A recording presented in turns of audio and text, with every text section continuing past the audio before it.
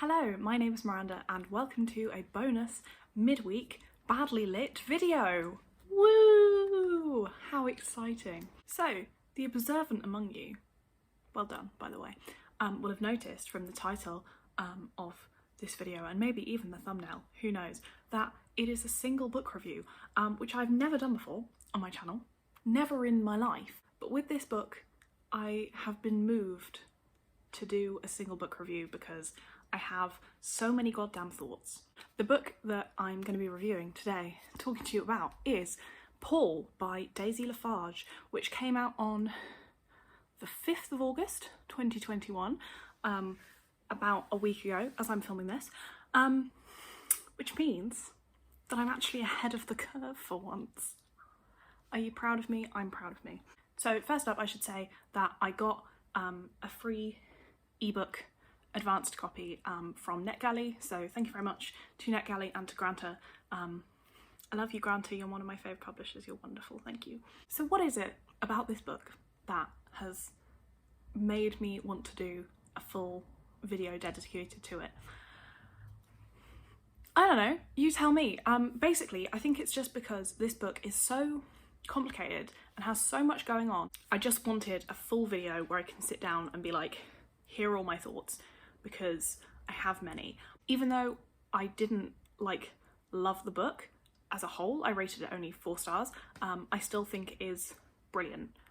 Even if I didn't have an emotional connection to it, I think it is amazingly written and it gave me so many thoughts and I want to talk about it. All that random justification aside, this is what the book's actually about. So it follows Frances, who is a recently graduated student of history.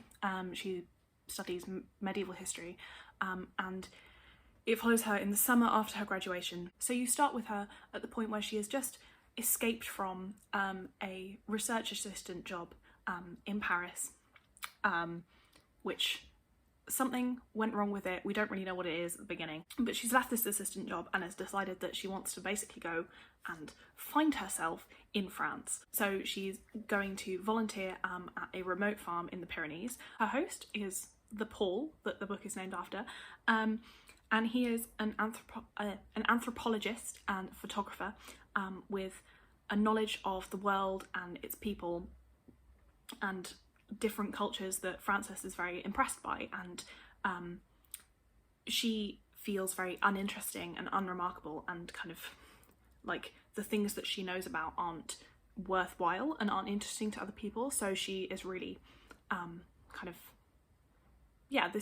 his knowledge leaves a big impression on her.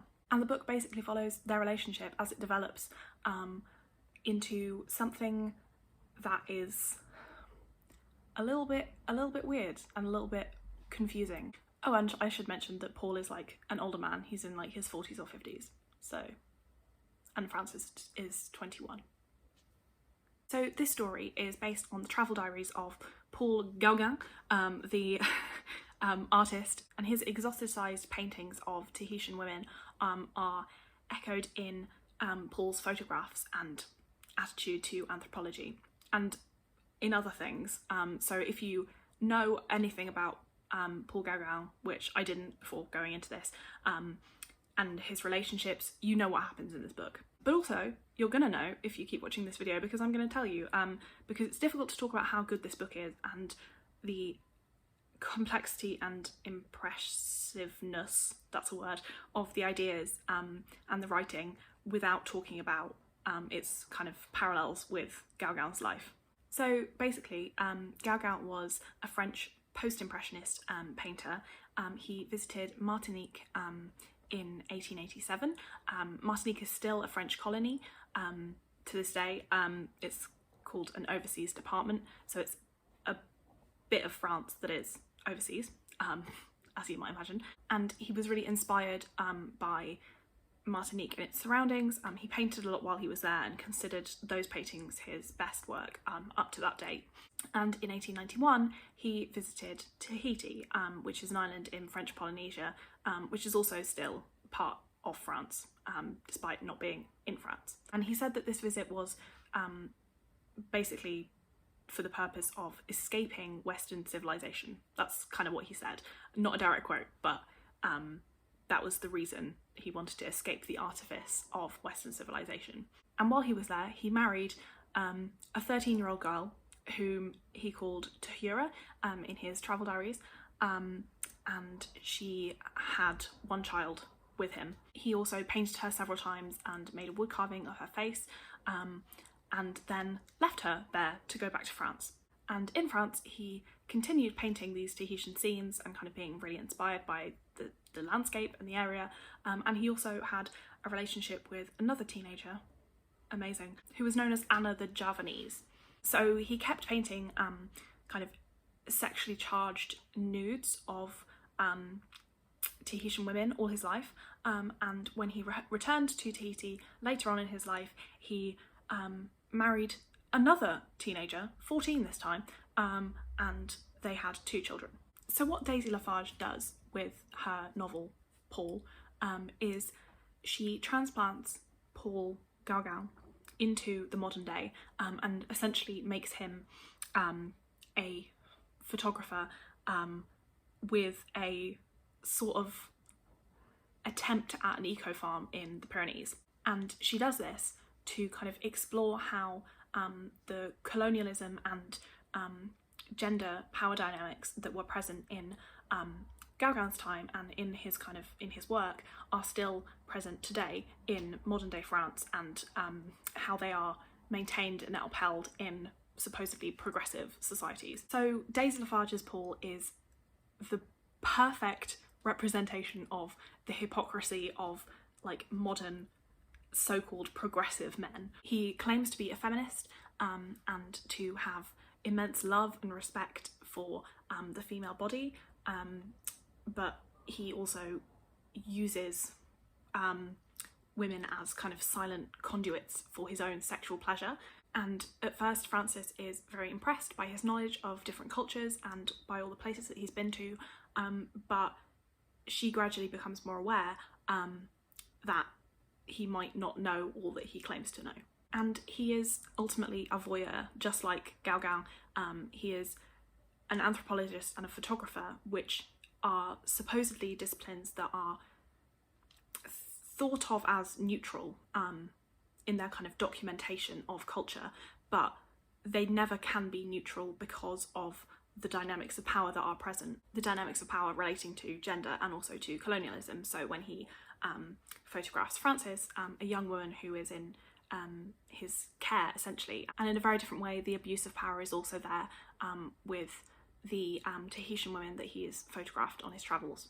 The way the contradictions are portrayed is so subtle and realistic, and that's what impressed me most about this book. The dialogue and the characters never feel contrived, but they explore such complex ideas so delicately. Like, there is a moment where Frances is being watched by a group of older men, including Paul, and they are all sort of supposedly Paul's friends and kind of, you know, nice men that she's met, and she is riding a bike that is too small for her, and kind of overly decorated in a very feminine way, and she's been forced to ride it because it is, as Paul says, the only women's bike that he has. And in this situation she feels incredibly humiliated and threatened, just being watched by these men, and those feelings that she has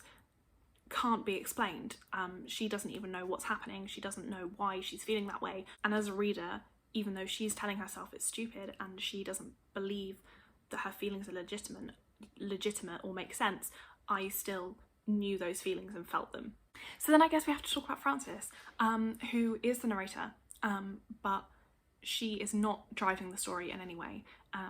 In fact, she is being driven by the story. Her passivity is suffocating for her and for the reader. Like, it feels inescapable. She is being consumed by the men around her, and that's how I felt about this book. Like, even though nothing happens, I was still being like absorbed into the story, and I couldn't stop that, and I didn't know why it was happening. I didn't know what it was that was intriguing me so much, but I kept being like drawn further into it. She talks a lot about inevitability and history as a a medieval history student, but also in the kind of experience that she's having, and as a reader who knew nothing about Gauguin's life before going into this, and I didn't know that the events that happen are prescribed, like it's gonna happen the way that it happens.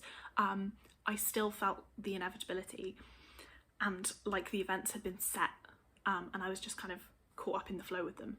There's a lot of imagery of mouths and teeth that comes up in her narration, and I think in lots of ways this is a book about consumption, and that manifests in the form of mining in the Congo that is being run by one of the characters in France, or the image of the Hellmouth, which is a medieval kind of motif in art, where the entrance to hell is depicted as a huge horrible mouth, and this image kind of follows Frances from her research project, which has gone really wrong, into the kind of churches of southern France which she visits. France also feels like a character in itself. Like, I felt the heat and the mountains and like the old stone walls, and all of the characters felt somehow so authentically French. Like, I have no idea how to describe it.